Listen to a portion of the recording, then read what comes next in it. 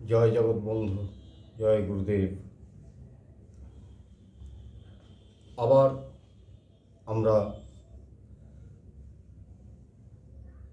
পুরাণের কথা আলোচনা করব। পুরাণ কি বলছেন সেটাই আমরা শুনবো, জানবো, শিখব এবং সেইভাবে আমরা মেনে চলব। বলছে গুণী আর দক্ষজনকেই সাথে রাখবে এবং তোমার কাজে নিযুক্ত করবে। যে সজ্জন তার সঙ্গে সবসময় বাস করবে, তাদের সঙ্গে বিবাদ করতে কিংবা মৈত্রী স্থাপন করতেও পারো, কিন্তু কখনোই অসতের সঙ্গ করবে না। সত্যবাদী, ধর্মজ্ঞ, বিনীত পণ্ডিত তারা যদি বন্দিও থাকবে, তাদের সঙ্গেও তুমি বন্দী থাকতে পারো।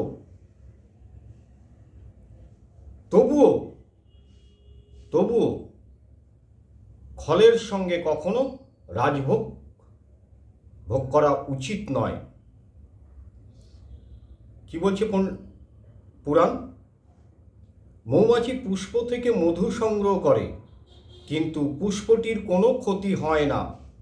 তেমনি রাজা প্রজাবর্গকে রক্ষার জন্যেই কেবলই কর গ্রহণ করবেন।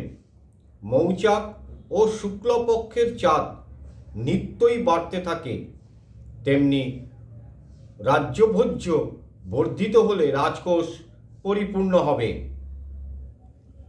তুমি যত টাকাই রোজগার করো না কেন, তুমি যদি সঞ্চয়ের পথে না যাও, যদি তুমি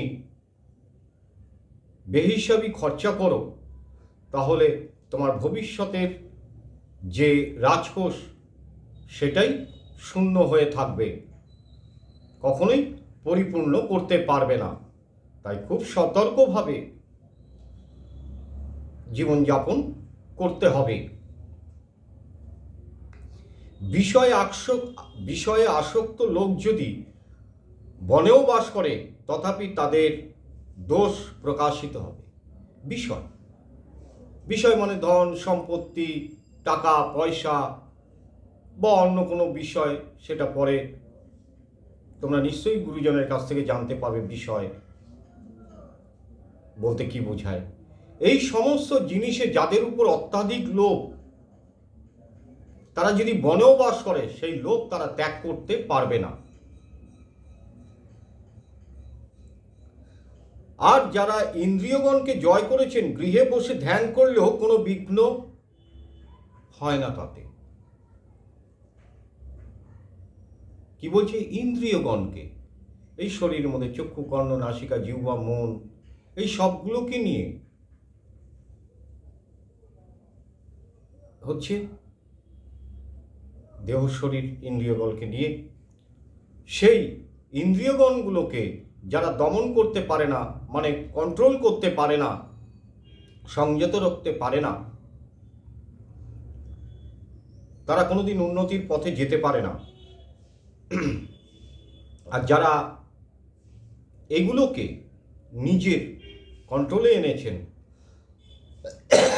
তারা কিন্তু যদি বনের মধ্যেও বাস করেন, তারা কিন্তু সেখানে রাজপ্রাসাদ এবং সুখে শান্তিতে গড়ে জীবন সুন্দর করে তুলতে পারে। বিষয় অনুরাগ যার দূর হয়েছে, গৃহ তার কাছে তপবন। আমার সম্পত্তি যতটুকুনি প্রয়োজন, আমার সন্তানের যতটুকুনি প্রয়োজন আমি করে দিয়েছি, ভগবান বিষ্ণু করে দিয়েছেন, তাদের খাওয়া পড়ার কোনো অভাব নেই। এই মনোভাব যদি এসে থাকে বা হয়ে যায়, সেটা কিন্তু ভালো। আর যদি মনে করে যে আবার 4 সন্তান বা 5 সন্তান, তাদের প্রত্যেকের বসবাস করার মতো জায়গা তৈরি হয়ে গেছে, তাদের খাদ্যের অভাব নেই, পড়ার অভাব নেই, কোনো কিছুর অভাব নেই, তা সত্ত্বেও আমি আরও চাই, আরও বাড়াতে চাই, আরও করতে চাই, তার মানে সেটা লোভ। সেটাই হচ্ছে তার পতনের কারণ। সত্য পালনে ধর্মরক্ষা হয়। অভ্যাসে বিদ্যা রক্ষা হয়। সত্য পালন করতে গেলে যেগুলো আমার মিথ্যা কথা বলার প্রয়োজন নেই, কোনো চালাকি করার প্রয়োজন নেই, তা সত্ত্বেও করছো, তাহলে সেটা মিথ্যা পথে চলে যাবে। আর যদি না করো এইগুলো, মিথ্যা কথা বলার প্রয়োজন নেই সেখানে কেন মিথ্যা কথা বলবো, যেখানে চালাকি করার প্রয়োজন নেই সেখানে কেন করতে যাব। সততাকে অবলম্বন করে এগোতে হবে, তাহলে ধর্ম রক্ষা হবে। আর বিদ্যা চর্চা এটা রাখতে হবে সদাই। বিদ্যা চর্চা বলতে ছোট ছোট বাচ্চা ছেলেমেয়েরা যারা স্কুল কলেজে পড়ে তারা তো চর্চা করছি। আপনি আমি একটু ধর্মচর্চা করি, ধর্মগ্রন্থ পাঠ করি, ধর্মগ্রন্থ পাঠ করার অভ্যেস করি, তাতে মঙ্গল হবে। আপনার বিদ্যা চর্চা হলো, ধর্মরক্ষা হলো, এবং মন কি হলো, একটা সুখে শান্তিতে ভরে এলেন।